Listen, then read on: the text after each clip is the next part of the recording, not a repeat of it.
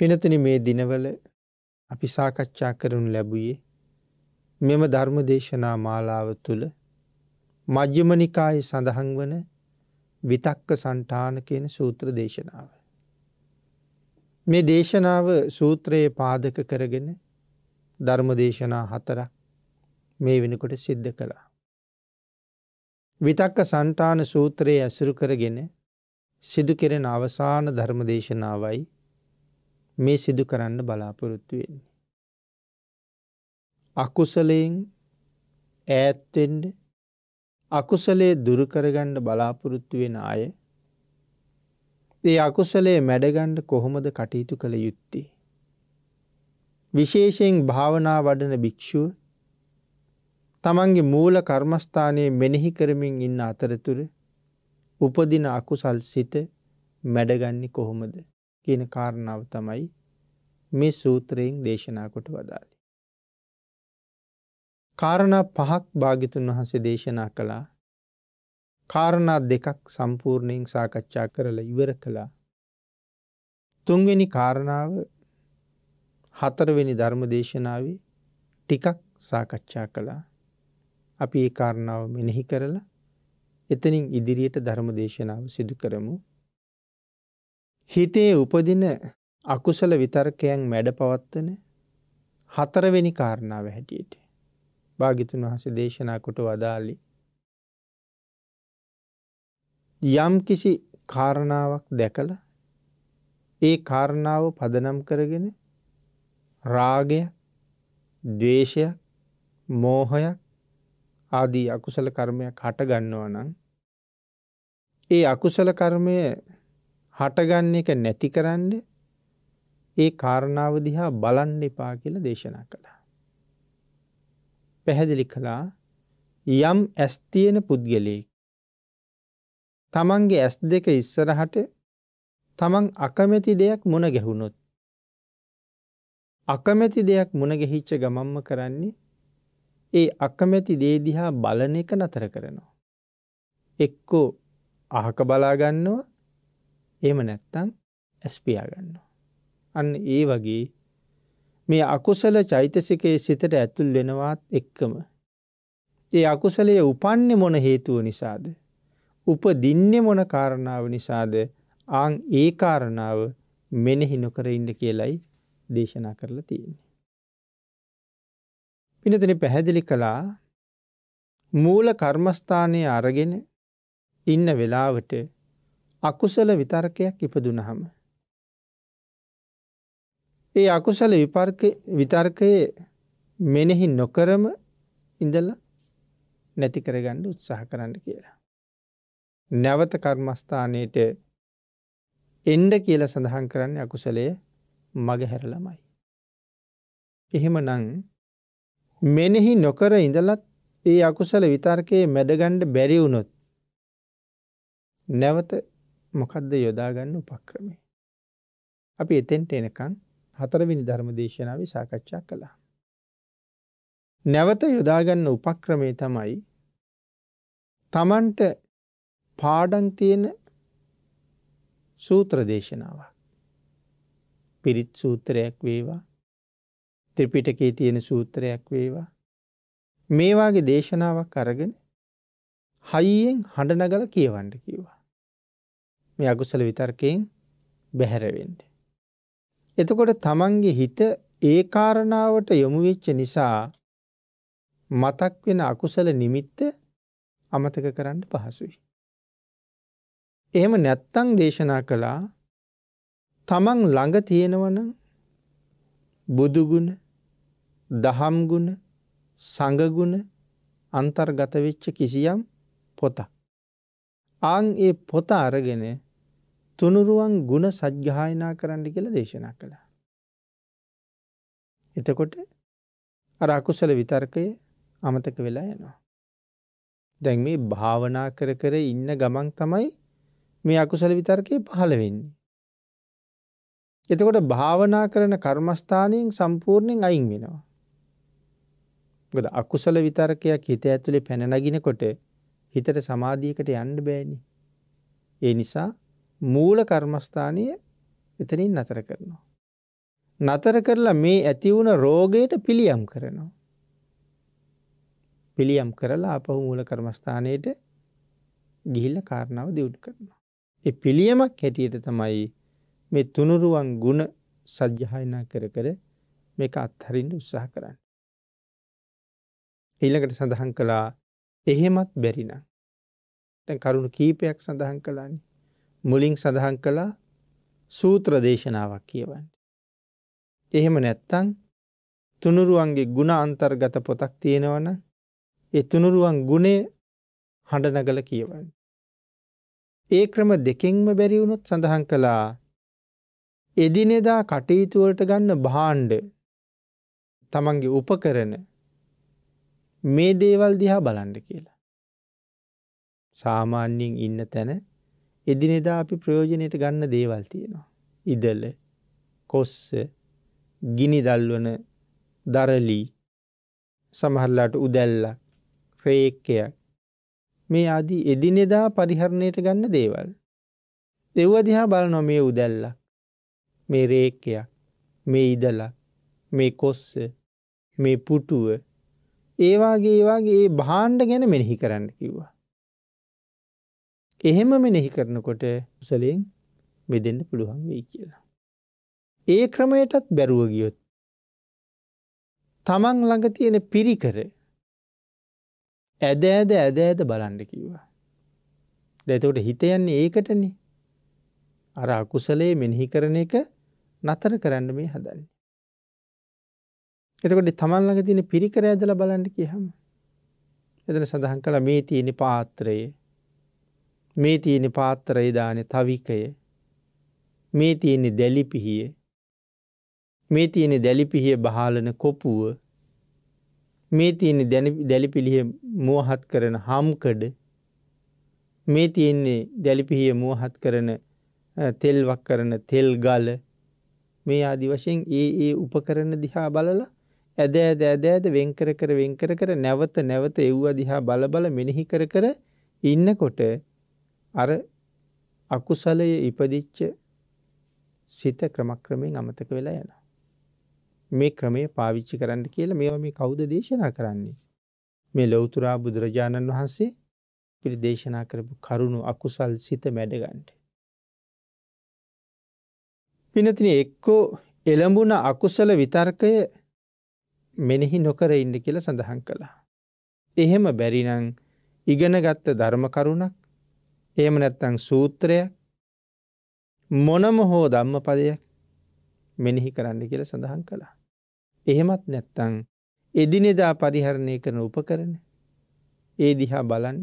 එහෙමත් නැත්නම් තමන් ළඟ තියෙන පරිස්කාරාදිය ඇදලා නැවත ඒව දිහා බල ඒව ගොඩ ගහන්න අස් කරන්න කියලා කිව්වා. එතකොට අර කාරණාව මගේ හැරිලා යයි කියලා. එහෙමත් නැත්තම් මේ එදිනෙදා පරිහරණයට ගන්න භාණ්ඩත් බලලා මේ දේවල් වලිනුත් බැරි වුණොත් තමන්ගේ සිවුර ඉරිලා නම් ඉදි කට්ටක් අරගෙන ඒ සිවුර මහන්න පටන් ගන්න කිව්වා. එතකොට දැන් මහාන ක්‍රියාව සම්බන්ධයෙන් හිත යොමු වෙලා තියෙන්නේ. එතකොට දැන් මේ ඉරිච්ච තැන මහලා ඉවර වෙනකොට අර අකුසල චෛතසිකයේ අකුසල් ඉපදිච්ච කාරණාව අමතක වෙලා යනවා. මේ ක්‍රම ඔස්සේ තමන්ගේ හිත අකුසලයට යොමු වෙන එක නවත්ත ගන්න. දේශනා කළා මේ අනුගමනය කරන ක්‍රමය හරියට අහක බලනවා වාගේ වැඩක් කියලා.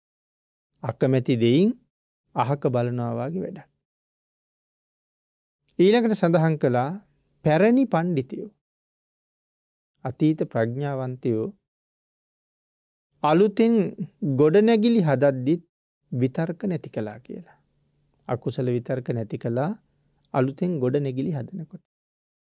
ඒ කොහොමද කියලා උදාහරණයක් දක්වලා තියෙනවා. තිස්ස කියලා සාමණේරයන් වහන්සේ නම. මේක අපේ ලංකාවේ කතාවක්. අට කතාවේ සඳහන් කරන්නේ. තිස්ස කියන සාමණේර භික්ෂුව තිස්ස මහාරාමේ තමයි වැඩ ඉන්නේ. උන්වහන්සේ තරුණ වයසේ ශාසනික ජීවිතය පිළිබඳව කලකිරෙනවා. කලකිරිලා ගෙදර යන්න හිතෙනවා. සිවුරු වරින්න හිතෙනවා. ඉතින් කාටවත් නොකිය සිවුරු වැරලා ගියේ නෑ. මොකද අපි මේ සූත්‍රයේ මුලින් සඳහන් කළා තමන්ගේ හිතට අකුසල චෛතසිකයක් ආවොත් ආචාර්යවරයා ළඟට උපාධ්‍යවරයා ළඟට යන්න ගිහිල්ලා කියන්න කියලා.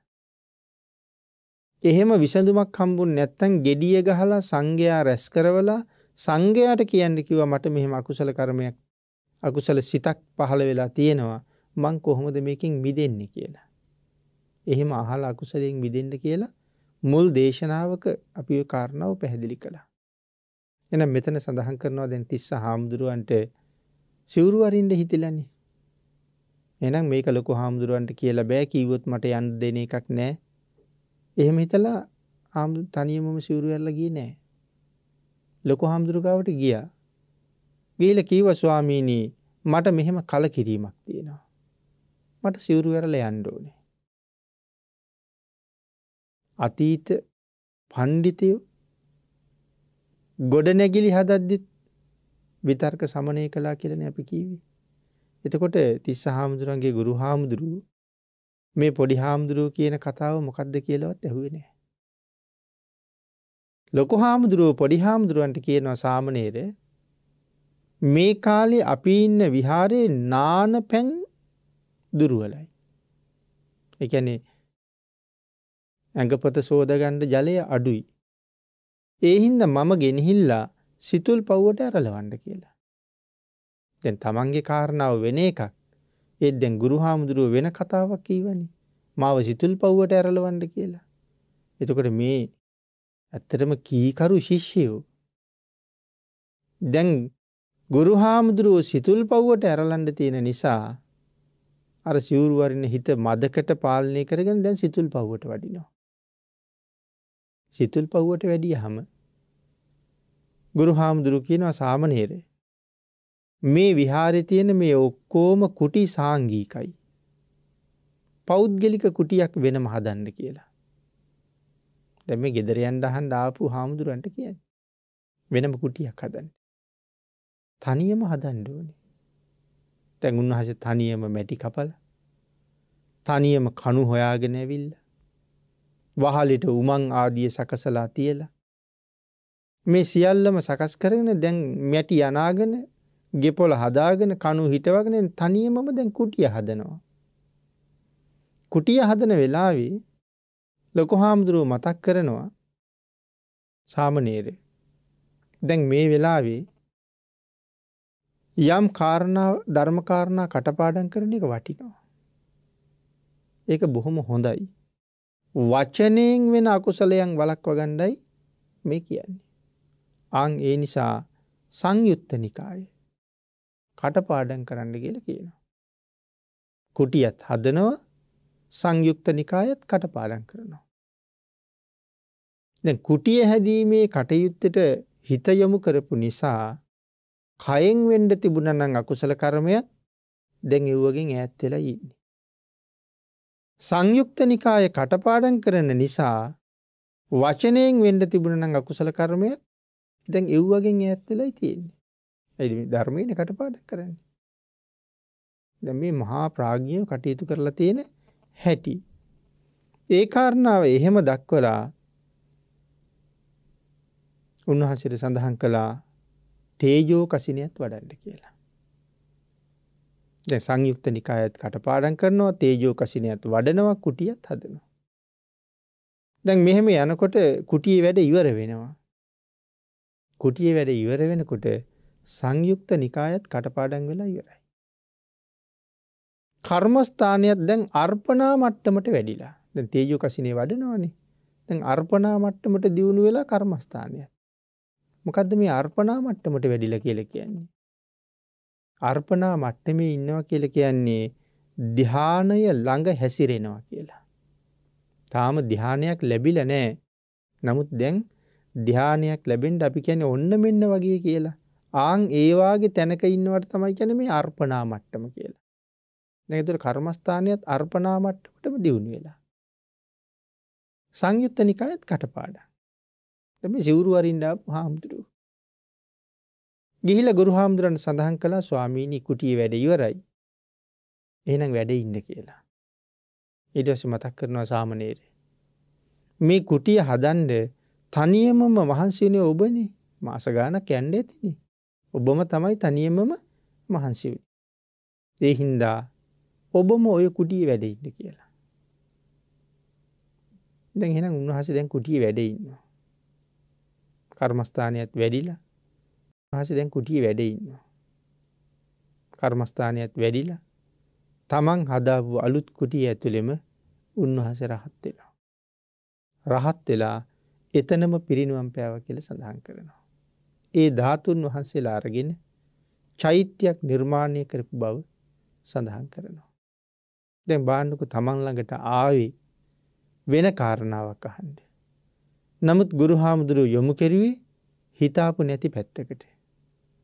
අන්තිමට තමන්ට ලැබුණ වාසනාව සංසාරයෙන්ම එතරට යන්න. මහා ප්‍රඥයෝ ළඟ හිටියහම අපිට ලැබෙන ලාභය මේ පැහැදිලි කරන්නේ. එහෙම නැතුව එදා සිවුරු ඇරලා ගියා නම් ආයෙත් මේ සසරටමනේ බැහැ ගන්න ඕනේ. එහෙනම් ගොඩනැගිලි හදද්දිත් ඥානවන්තයෝ පඬිතුයෝ මේ විතර්කයන් දුරු කරන්න කටයුතු කරනවා කියලා සඳහන් කළේ මෙන්න මේ කාරණාවත් එක්ක. එතකොට පින්නතුනි භාග්‍යවතුන් වහන්සේ සඳහන් කරපු කාරණාවට අට කතාවේ සිහිපත් කරපු උදාහරණයක් තමයි අපි මේ සාකච්ඡා කරන්න යෙදුනේ. ඊට අමතරව සිහිපත් කරනවා උපාධ්‍යයන් වහන්සේගේ ප්‍රඥාව නිසා සිවුරු අරින්න හිටිය කෙනෙක් සසරින් මිදුණා. අපි කතා කළ තුන්වෙනි ක්‍රමයට උදාහරණ තමයි මේ දීර්ඝව සාකච්ඡා කරන්න යෙදුනේ. අකුසල චෛතසිකය උපදින දිහා බලන්නේ නැතුව S2 පියාගන්න කියලා මුලින් සඳහන් කළා. අකමැති දෙයින් දකින්න අකමැති නම් S2 පියාගන්න. එහෙම නැත්තම් අහක බලන්න කියලා දෙවෙනි ක්‍රමයක් දේශනා කළා. S2 පියාගන්නවා කියලා කියන්නේ අකුසල විතර්කයේ මෙනෙහි නොකර ඉන්නවා කියන එකයි. අපි දහවල එදිනෙදා කටයුතු කරනකොට නොයෙක් දේවල් දැකපු දේවල් ගැන අකුසල් ඇති වෙනවා. පස්සේ හුඟක් දෙනා කරන්නේ විවේකීව නිදාගන්න ගිහිල්ලා හරි මේ දැකපු දේවල් මෙනෙහි කරනවා. හරි සතුටින් මෙනෙහි කරන්නේ. හැබැයි ඒක රාගය. දේශ සහිතව මෙනෙහි කරනවා. ඒක ද්වේෂය. මෝහයත් එකතු වෙනවා. දැන් භාග්‍යවතුන් වහන්සේ දේශනා කරන්නේ පුළුවන් තරම් ඒ මෙනෙහි වෙන එක අත්හරින්න. අන් ඒකට කියනවා අකුසල විතර්කයේ මෙනෙහි නොකර ඉන්න අහක බලා ගන්න. එහෙම නැත්නම් වෙනත් කටයුත්තක යොදවනවා කියලා කියන්නේ අහක බලනවා කියන එක. ඇස් පියාගන්න අහක බලන්න. කියන කරුණු පැහැදිලි කළා. මෙන්න මේ ක්‍රම දෙකෙන්ම එහෙම නැත්නම් එක ක්‍රමයකින් හරි අකුසලයෙන් මිදෙන්න උත්සාහ කරන්න. අහක බැලීමෙන් හෝ ඇස් පියා ගැනීමෙන් කියන කාරණා දෙකෙන් කෝකෙන් හරි අකුසලයෙන් මිදෙන්න උත්සාහ කරන්න. අකුසල චෛතසිකේ මෙනෙහි නොකර ඉන්නවා කියන කාරණාවත් අහක බලනවා කියන කාරණාව. ඊළඟට පින්නතුනි හතරවෙනි ක්‍රමයක් දේශනා කරනවා. හතරවෙනි ක්‍රමේ තියෙන්නේ අකුසල විතර්කයන්ගේ මුල මෙනෙහි නොකරන්න කියලා කියනවා. කොයි විදිහද කියලා සඳහන් කරනවා විතක්ක සංඨානයේ මුල මම මෙහෙම දෙයක් හිතන්නේ ඇයි? මෙහෙම දෙයක් කරන්නේ ඇයි? මෙහෙම දෙයක් හිතන්න මට මුල් උනේ මොන කාරණාවද කියලා ඉස්සෙල්ලා මුලටම යන්න කියලා සඳහන් කළා. මේ අකුසලයේ සිතුවිල්ල ඇති වෙන්න ඉපදුන මූල කාරණාව කොතනද තියෙන්නේ කියන කාරණාවයි හිතන්න කියන්නේ. ඒක සඳහන් කළා දී ඇති උදාහරණයක් එක් පුරුෂයෙක් ඉතා වේගෙන් දුවනවා. වේගෙන් දුවපු මේ මිනිස්සයා දැන් දුවන එක නතර කරලා හයියෙන් ඇවිදගෙන යනවා. දුවන මිනිස්සයා හිතන මම මොකටද දුවන්නේ? දැන් දුවන එක නවත්තලා හයියෙන් ඇවිදිනවා. හයියෙන් ඇවිදගෙන යන පුද්ගලයා කල්පනා කරනවා මම මොකටද හයියෙන් යන්නේ? මට හිමින් යන්න පුළුවන්. දැන් එහෙම කල්පනා කරලා එයා දැන් හිමින් යනවා. ඊළඟට කල්පනා කරනවා මම මොකටද හිමින් යන්නේ? මට පුළුවන් හිටගෙන ඉන්න. දැන් යන්නේ එක නතර කරලා හිටගෙන ඉන්නවා. හිටගෙන ඉන්නකොට කල්පනා වෙනවා මොකටද මම මේ හිටගෙන ඉන්නේ? හිටගෙන ඉන්නවට වඩා සැපයිනේ ඉඳගෙන ඉන්න එක. එහෙම හිතලා ඉඳ ගන්නවා. දැන් ඉඳගෙන ටික වෙලාවක් ඉඳලා කල්පනා කරනවා මම මොකටද ඉඳගෙන ඉන්නේ? මට පුළුවන් නිදා ගන්න. එහෙම හිතලා ටිකක් ඇලවෙනවා. දුවනවට වඩා පහසුයි හයියෙන් යන එක. හයියෙන් යනවට වඩා පහසුයි හෙමින් යන එක. හෙමිනුත් ඇවිදිනවට වඩා පහසුයි නතර වෙලා ඉන්නේ. නතර වෙලා හිටගෙන ඉන්නවටත් වඩා පහසුයි ඉඳගෙන ඉන්න එක. ඉඳගෙන ඉන්නවටත් වඩා පහසුයි ටිකක් දිගහැරිලා ඉන්න එක. දැන් එහෙම හිතලා මෙයා දිගහැරිලා ඉන්නවා. මේ කාරණාව විස්තර කරනවා පින්නතුනි මේ විදිහට හිතා සියුම් ඉරියව් වලට මේ පුද්ගලයා මාරු වෙනවා. අන්න ඒ වගේ විතර්කයේ මුල හොයලා ඇත්තටම මොකටද මම මේක හිතන්නේ? විතර්කයේ මුල හොයලා ඒ මුල අයින් කරන්න කියලා කීවා. අපි කියමු රාගසිතක් පහළ වුණා කියලා. දැන් රාගසිතක් විතරයි තියෙන්නේ. කවදාවත් එතනින් එහාට කිසිම ක්‍රියාකාරකමකට යන්නේ නැහැ.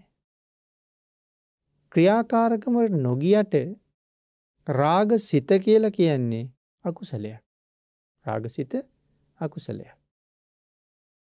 එහෙමනම් ක්‍රියාකාරකමකුත් නැතුව සිතවිලි මාත්‍රයෙන් විතරක් මම මොකටද අකුසල් රැස් කරන්නේ?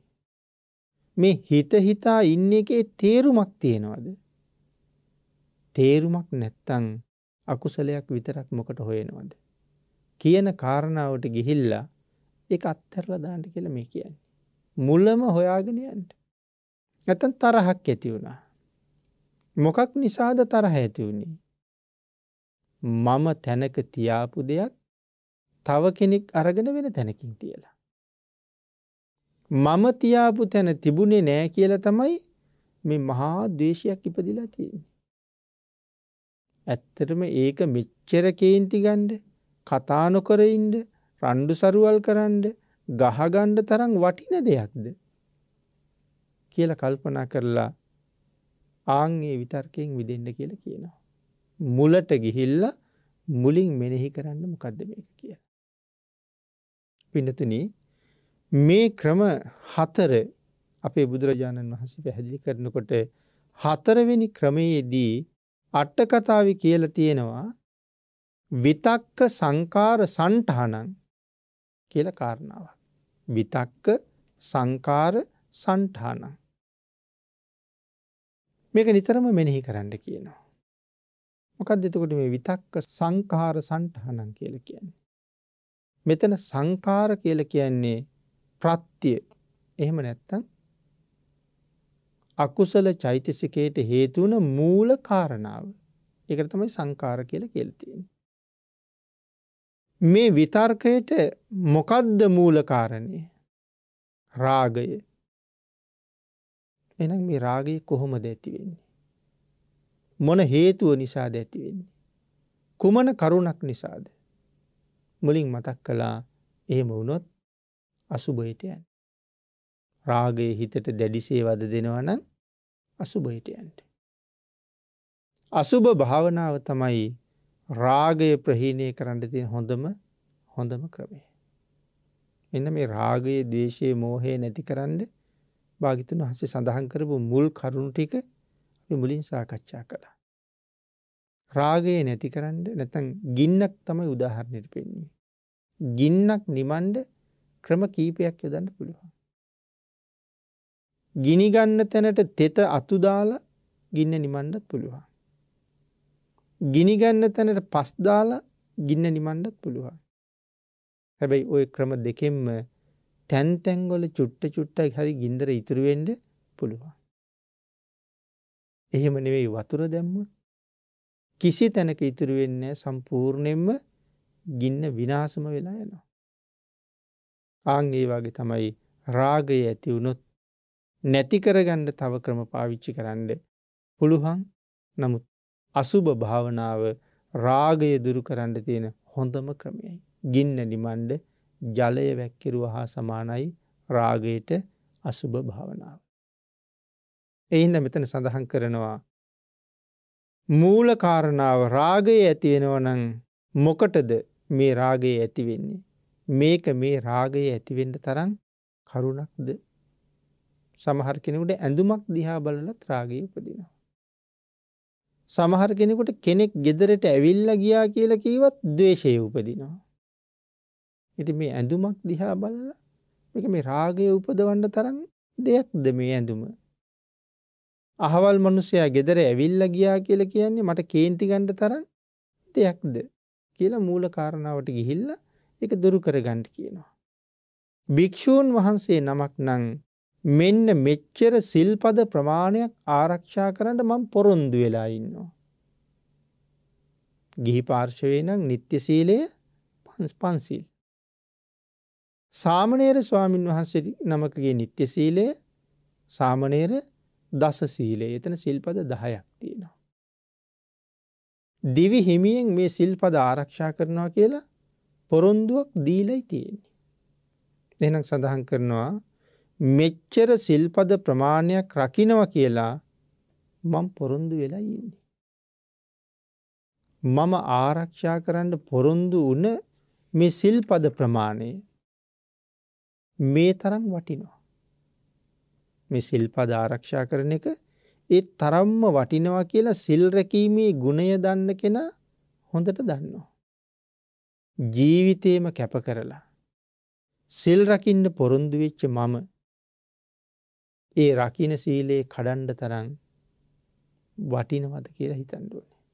රාගසිතක් අරගෙන මේ රකින්න සසර පුරා මට සුවයක් උදා කරලා දෙන මතු සංසාර ජීවිතයේ නිවන් දකින්න තුරු සැපවත් කරන මේ මහා උතුම් සීලය කඩන්න වටිනවද? පින්නතුනි මේක ඕන කෙනෙකුට එකතු කරගන්න පුළුවන්. භාග්‍යතුන් වහන්සේ දේශනා කළේ සුළු සැපය අත්හරින්න කියලා. මද සැපය අත්හරින්න. මහත් වූ සැපයක් බලාපොරොත්තු වෙනවා නම් කෙනෙක් සුළු සැපය අත්හරින්න කිව්වා. පොඩි ළමෙක් සෙල්ලම් කරන්න ගොඩාක් කැමතියි. සෙල්ලම් කරනවා කියන එක ළමයාට සැපයක්. හැබැයි සෙල්ලම් කරන එක නතර කරලා පාඩම් කරනවා, ඉගෙන ගන්නවා, පන්ති යනවා කියන එක ළමයාට දුකක්. නමුත් සෙල්ලම් කරන්න දිග කාලයක් තියෙනවද? අවුරුදු 17ක්, අවුරුදු 18ක් විතර සෙල්ලමෙන් ගත කරයි. ඊට පස්සේ ටික ටික ජීවිතේ වගකීම් වෙනවා. තාමත් අම්මගෙන් තාත්තගෙන් සල්ලි ඉල්ලන්න බෑ. මට කියලා කීයක් හරි අතේ තියෙන්න ඕනේ කියලා හිතනවා. ඔය වයසට එනකොට ළමයි මොනවා හරි හම්බ කරන්න යොමු වෙනවා. හුඟක් අය. දැන් සෙල්ලම් කරපු කාලේ ඉවරයි. දැන් යමක් හම්බ කරගන්න ඕනේ. හැබැයි ඒ අවුරුදු 17ක් 18ක් වෙනකන් සතුටු වුණානේ. තව ළමෙක් ඒ සෙල්ලම් කරන වයස පැත්තක තියලා හොඳට ඉගෙන ගත්තා. ඉගෙනගෙන අවුරුදු 25ක් 26ක් විතර වෙනකොට දොස්තර මහත්තයෙක් වෙලා, ඉංජිනේරු මහත්තයෙක් වෙලා, ලොකු පඩියක් ගන්න කෙනෙක් වෙලා. දැන් එයා හොඳ වාහනයක් අරගෙන හොඳ ගෙයක් හදාගෙන බොහොම සැපසේ ගමන් බිමන් යනවා, ජීවත් වෙනවා. සෙල්ලම් කර කර හිටපු කෙනා ඊටාම දුකසේ දැන් ගස්වල ගෙඩි කඩනවා. පාරවල් වල වේලි වේලි වැඩ කරනවා. හේන් වල කුඹුරු වල දුක් විඳිනවා. අවුරුදු 60ක් 70ක් ජීවත් වෙනවා නම් අවුරුදු 17ක් විතර විනෝද වෙලා ඊට වඩා වැඩි කාලයක් දුක් විඳිනවා. ඉගෙන ගත්ත කෙනා අවුරුදු 20ක් 25ක් ලොකු කැපකිරීමක් කරලා අවුරුදු 40ක් 45ක් බොහොම සැපවත් ජීවිතයක් ගත කරනවා. මද සැපය අත්හරින්න මහත් වූ සැපයක් බලාපොරොත්තු වෙනවා. මේක ජීවිතේ හොඳ ආදර්ශ පාඨයක්. කෙනෙක් වැරදි කාම සේවනයේට යනවා. ඔහු ඊටාම පොඩි වෙලාවකට සැපයක් හොයනවා. නමුත් ප්‍රතිඵලයේ අවුරුදු කෝටි ගාණක් ලෝකුඹු නිරේවල් වල ඉඳලා කටුයිඹුල් නිරේවල් වල ඉඳලා තවත් මහ භයානක නිරේවල් වල දුක් විඳිනවා. විනාඩි 15ක 20ක සතුටක් හොයන්න ගිහිල්ලා අවුරුදු කෝටි ගාණක් දුක් විඳිනවා. ඉතින් මේ භික්ෂුවත් හිතන්නේ ඒකයි. සිල්පදේ බොහෝම වටිනවා. ජීවිත පරිත්‍යාගයෙන් රකින්න මේ සීලය කොච්චර යහපත්ද? ඒ සීලය බිඳලා ලබා ගන්න වටිනවද මේ රාගය? මේ ද්වේෂය වටිනවද? අන්න එහෙම හිතලා ඒ සිත ඉවත් කරගන්න කියලා සඳහන් කළේ. යම් සතෙකුට මේ වෙලාවේ අපිට ගහන්න හිතෙනවා. මරන්න හිතෙනවා. හිතන්නකො මදුරුවෙක් කනවා කියලා. මදුරුවාට ගැහුවා කියලා අපිට ලොකු ලාභයක් නැහැනේ. එකෙක් මැරුවහම ආයේ කවදාවත් මදුරුව කන්නේ නැත්තම් පොඩි ලාභයක් තියෙනවා. නමුත් මේක මරලා ඉවරනකොට තව එකෙක් වහනවනේ. ඉතින් එහෙනම් ලොකු ලාභයක් නැහැ. නමුත් එකෙක් තැළුවහම සංසාරේ 100,000 ගණන් වාරවල අපිට තැලිලා මැරෙන්න වෙනවා. ඉතින් එතකොට ඒක මහා භයානක තත්යකට යනවා. අන්න එහෙම හිතන්න කියලා සඳහන් කරනවා. එච්චර සසර තැලි තැලි මැරෙන්න වෙනවා නම් මේ සතා තලන එක වටිනවද? එහෙනම් ඒක වටින්නේ නැති කාරණාවක්. සමහර වෙලාවක සඳහන් කළා කූඹි වාගේ සත්තු සමහරලාට රෑම් පිටින් ඉන්නවා. අපි ලොකු වතුර බාල්දියක් ගෙනල්ලා ඒ වතුර බාල්දිය හරනවා කූඹි ඔක්කොම එතනින් ගහගෙන යන්නේ. අපිට ගිහිල්ලා වැටෙන්නේ මහ වතුරකට. හිතාමතා නේ වැඩි කලේ අපි. ඉතින් සංසාරේ නෑදෑයොත් එක්කම 100 ගණන් 1000 ගණන් වාරවල ওই ගම් වතුර වල වගේ අහුවෙලා දුක් විඳින්න හේතු වෙන කාරණාවක් වෙන්න පුළුවන්. නමුත් අර කූඹි ටික යනකම් ඉවසන්න පුළුවන් වුණා නම් සමහරට විනාඩි 15ක් 20ක් යනකොට ඒගොල්ලෝ එතනින් අයින් වෙලා යයි. ඒක ඉවසුවා නම් කොච්චර ලාභයක්ද? ආන් එහෙම කාරණා ගැන විශේෂයෙන් හිතන්න කියලා කියනවා. ඊළඟට පින්නොතනේ ඒකට උදාහරණයකුත් තියෙනවානේ. විදුඩබ රජුරු අපි පින්නතුන අහලා තියෙනවා. ශාක්‍ය දේශයේ යටත් කරගන්න ගිහිල්ලා ශාක්‍ය වංශිකයෝ ඔක්කොම සමූල ඝාතනය කරලා රජුරු ආපහු යනවා. අචිරවතී ගඟි කඳවුරු බැඳගත්තා. ආපහු එන ගමන් නැවත. හැමෝම නිදාගත්තා. අචිරවතී ගඟ රැ පිරිලා ගලාගෙන ආවා. රජුරුයි ඇමතිවරුයි සේනාධිපතිවරුයි ඔක්කොම ටික මහ මුහුදට යනකම් අරන් ගියා. ඉතින් එහෙම අකුසල කර්ම මේ සුළු කාරණාවක් නිසා අපිට ඒ වාගේ තැනකටපත් වෙන්න පුළුවන්. රජ වෙලා ඉපදුනත්, සිටු වෙලා ඉපදුනත්, මැති ඇමතිවරු වෙලා ඉපදුනත් අර අකුසල කර්මයේ විපාක දෙනවමයි. එඳ ඉවසන්න කියලා සඳහන් කරනවා. වෙනතනි මූල කාරණාව හොයලා බැලුවහම මේ කරන්න හදන වැඩේ මේ තරම් දුක් විඳින්න තරම් වටිනවද? සමහරලාට මේ අතු ගාන ගමන් ඒ කූඹිරාන දැක්කේ. ඉතින් ඒ අයට වතුර දාලා අහකට දාලා මට තියෙන්නේ ඒ ටික අතු ගාලා නිකන් ඉන්න. ඉතින් මට නිකන් ඉන්න නම් තියෙන්නේ විනාඩි 10ක් 12ක් හිටියනම් කූඹි ටික යනවා. ඒක ඉවසන්න බැරුව කරගෙන තියෙන්නේ මහ ලොකු කර්මයක්. ඒකයි මේ සඳහන් කරන්නේ. මූල කාරණාවට ගිහිල්ලා බලන්න. මේක කරන්න වටිනවා. ඊළඟට සඳහන් කළා අර පුද්ගලයා වේගෙන් ගමන් කළානේ. අපි උදාහරණයක් සාකච්ඡා කළා. දැන් ඒක පැහැදිලි කරනවා වේගෙන් ගමන් කරන කාලය අකුසල විතර්කයේ සහිතව ඉන්න කාලේ වගේ. පුද්ගලයා වේගෙන් යනවා කියලා කියන්නේ අකුසලයත් එක්ක ඉන්න කාලය වාගේ.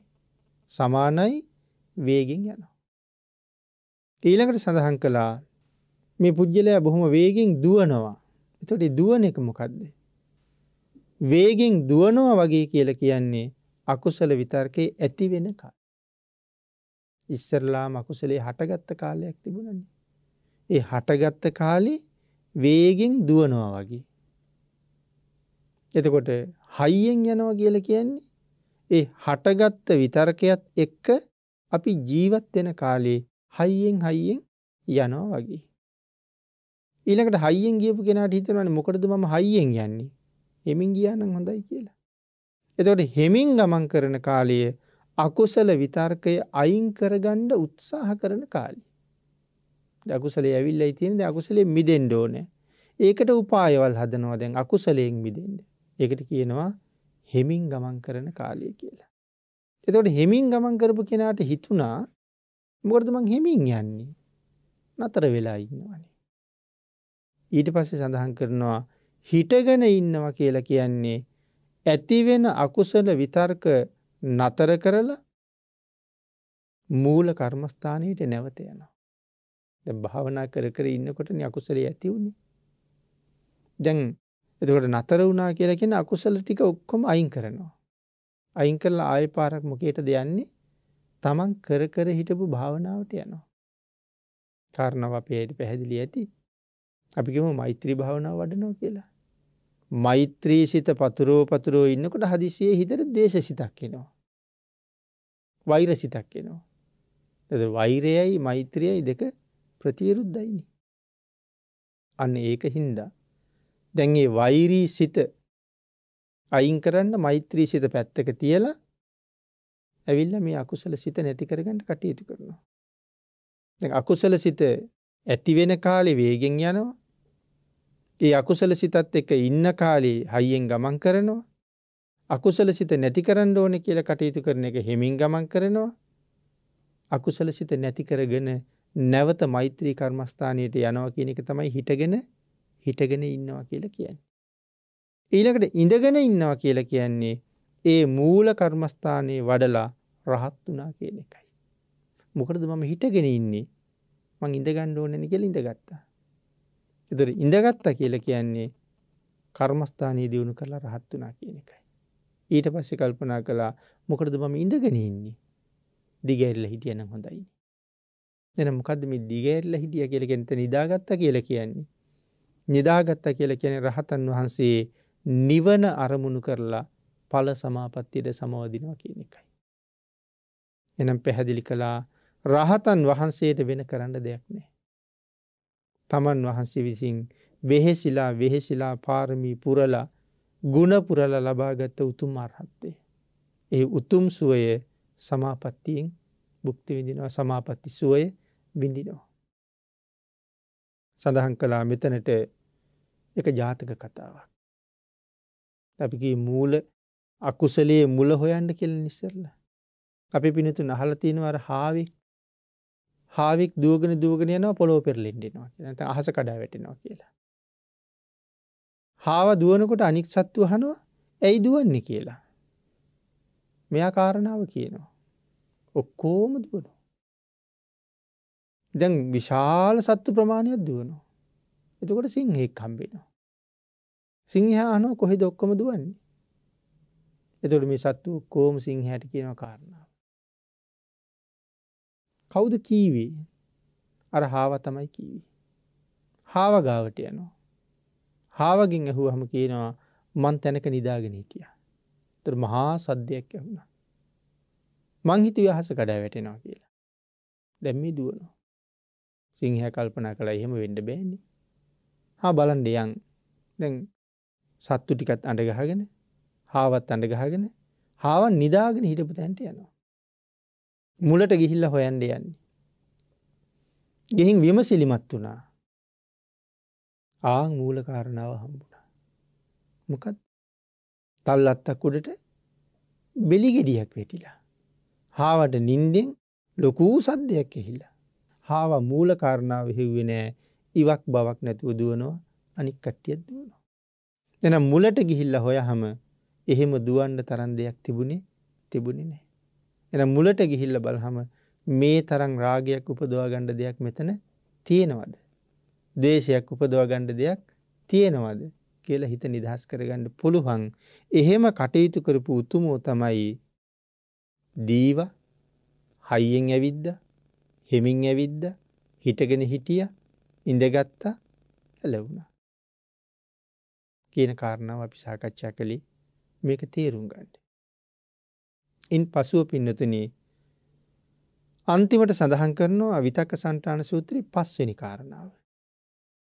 අපි ඒ කාරණාව කෙටියෙන් සිහිපත් කරලම ධර්ම දේශනාව නිමා කරමු. මොකද්ද මේ අකුසලයේ මඩින 5 වෙනි කාරණාව? අකුසලයක් හිතට එළඹිලා තියෙනවා. ඒක මග හරවා ගන්නම බෑ. සඳහන් කළා උඩු දත් ඇන්දයි යටි දත් ඇන්දයි එකට තියලා හයියෙන් තද කරන්න කියලා. ඒතර වේදනාවක් එනවා. හයියෙන් තද කරගත්තාම වේදනාවක් එනවා. ඒ වේදනාව දැනෙන්න එහෙම්ම ඉන්නවා. ඒ වේදනාව නිසා අපිට හිමින් අකුසල විතර්කය හිතෙන් පහ වෙලා යනවා. ඒක අමතක වෙලා මේ වේදනාව ඉස්මතු වෙන්න පටන් ගන්නවා. මෙන්න මේ ක්‍රම 5න් කොයි ක්‍රමෙන් හරි හිතේ උපදින රාගය, ද්වේෂය, මෝහය නැති කරගන්න උත්සාහ කරන්න කිව්වා. යම් පුද්ගලයෙක් ආන්ගේ අකුසල කර්මයන් නැති කරගත්තොත් මේ ක්‍රම 5ම පාවිච්චි කරලා ඔහු හරි ශ්‍රේෂ්ඨයි. උදාහරණයක් පැහැදිලි කළා. රාජකුමාරයෙක් යනවා ගුරු ගෙදරට ශිල්ප ඉගෙන ගන්න. ගුරු ගෙදරදී රාජකුමාරයාට රජෙක් විසින් පරිහරණය කරන ආයුධ පාවිච්චි කරන හැටි මනාව උගන්වනවා. ඉගෙන ගත්තට පස්සේ ගුරුවරයා කියනවා දැන් හරි. ඔබට උගන්වලා ඉවරයි යන්න. ඔබ ගිහිල්ලා රජ වෙන්න. දැන් රජෙකුට අවශ්‍ය ඔක්කොම ඉගෙනගෙන ඉවරයි. ඔබ රාජ්‍ය කරන කාලේ හතුරු වෙන්න පුළුවන්. හතුරු ආවොත් මුලින්ම ගන්න දුන්න. දුන්නින් පහර දෙන්න උන්ට ඊතල විදින්න. ඊතල විදලත් හතුරු මෙල්ල කරන්න බැරි වුණොත් කඩුව ගන්න. කඩුව පාවිච්චි කරලත් හතුරු මෙල්ල කරන්න බැරි වුණොත් ඊළඟ ආයුධයට යන්න. ඒකෙන් බැරි වුණොත් ඊළඟ ආයුධයට යන්න. ආයුධ 5ක් තියෙනවා. මේ ආයුධ 5න් කෝක පාවිච්චි කරලා හරි හතුරුව මැඩ පවත්තන්න. එතකොට ඔබට ආපහු ඔබේ රාජ්‍ය සුරක්ෂිතයි. භාග්‍යතුන් වහන්සේ භාවනා කරන භික්ෂුවට ශ්‍රාවකයට මේ සූත්‍රයේ කරුණු 5ක් දේශනා කරලා තියෙනවා. අකුසලයේ මඩින්න. පළවෙනි එකෙන් බැරි වුණොත් දෙවෙනි එකෙන්, දෙවෙනි එකෙන් බැරි වුණොත් තුන්වෙනි එකෙන්, තුන්වෙනි එකෙන් බැරි වුණොත් හතරවෙනි එකෙන්, ඒකෙන් බැරි වුණොත් පස්වෙනි එකෙන් කොහොම හරි අකුසල් ටික මැඩ පවත්තන්න. ආන් එහෙම මැඩ පවත්තන පුජ්‍යලයා හරි ශ්‍රේෂ්ඨයි. පින්නතුනි මේ උඩු දත් ඇන්දයි යටි දත් ඇන්දයි එකට හපාගෙන ඉන්නවා කියලා කියන්නේ චතුරංග සමන්නාගත වීරිය. මොන ක්‍රමෙන් හරි මේ අකුසලය මැඩ පවත්වනවා මයි කියන වීරිය අධිෂ්ඨාන කරන්න ඕනේ. ඒකයි මෙතන සඳහන් කරලා තින්නේ අපිට මෙහෙම සුළුවෙන් කතා කරන්න පුළුවන් වුණාට මෙතන තියෙන්නේ හරි ශ්‍රේෂ්ඨ හරි ගැඹුරු කාරණාවක්. යමෙක් මේ කාරණාවෙන් අකුසලයෙන් දිනනවා නම් ඒ පුද්ගලයා තමන්ගේ හිත තමන්ගේ වසඟයට ගත්ත කියලා කියන්නේ. හිත තමන්ගේ වසඟයට ගත්ත කියලා කියන්නේ. තමන්ට ඕන දේ විතරයි හිතන්නේ. වාහනේ යනකොට අපි වාහනේ අපේ වසඟයට අරන් තියෙන්නේ. වාහනේට ඕන දිහා යන්න දෙන්නේ නැහැනේ. වාහනේ යන්න ඕනේ අපිට ඕන දිහා. අපේ වසඟයට අරන් තියෙන්නේ. අන් ඒ වගේ අපේ හිත අපේ වසඟයට ගත්තාම හිතට ඕන දේවල් කරන්න බෑ. මට ඕන දේ කරන්න ඕනේ. එහෙම අය ලෝකේ ඉන්න පුළුවන්ද? එහෙම අය මේ සම්බුද්ධ ශාසනය විතරයි හිටියේ. ආන් ඒ පිළිබඳව කරුණු සඳහන් කරනකොට ධම්මපද පාළියේ බොහෝ කරුණු පින්නතුනි පැහැදිලි කරලා තියෙනවා. දූරංගමං ඒකචරං අසරීරං ගුහාසයන් යේ චිත්තං සංයමෙස්සන්ති යමෙක් තමන්ගේ හිත සංවර කරගත්තා නම් මොක්කන්ති මාර බන්ධන. ඔහු මරණයෙන් මිදුන වෙනවා. ඒ කියන්නේ ආයි කවදාවත් මැරෙන්නේ නැහැ. හිත සංවර කරගත්ත කෙනා එක පාරයි මැරෙන්නේ. ඒ කියන්නේ රහතන් වහන්සේනේ. පිරිනිවන් පෑවට පස්සේ ආයි මැරෙන්න උපදින්නේ නැහැ. ඒක යමරණීයයි කියලා කිව්වේ. ඊළඟට සඳහන් කළා සචිත්ත පරියෝදපන. භාග්‍යවතුන් වහන්සේගේ දේශනාව මේක තමා බුද්ධ ආගම. සචිත්ත පරියෝදපන. තමන්ගේ හිත දමනය කරගන්න. ඒතං බුද්ධාන ශාසනං. ඒකයි බුද්ධ ආගම. එහෙනම් බුද්ධ ආගම කියලා කියන්නේ ඒකාන්තයෙන් හිත හදන වැඩපිළිවෙල. මේ හිත හදාගත්ත කියලා කියන්නේ සංසාරයෙන් මිදුන කියන එක. ඒකයි බුද්ධ ආගම. එහෙනම් පිළිතුරු විතක්ක සන්තාන සූත්‍රයේ මෙතනින් සමාප්ත කරනවා.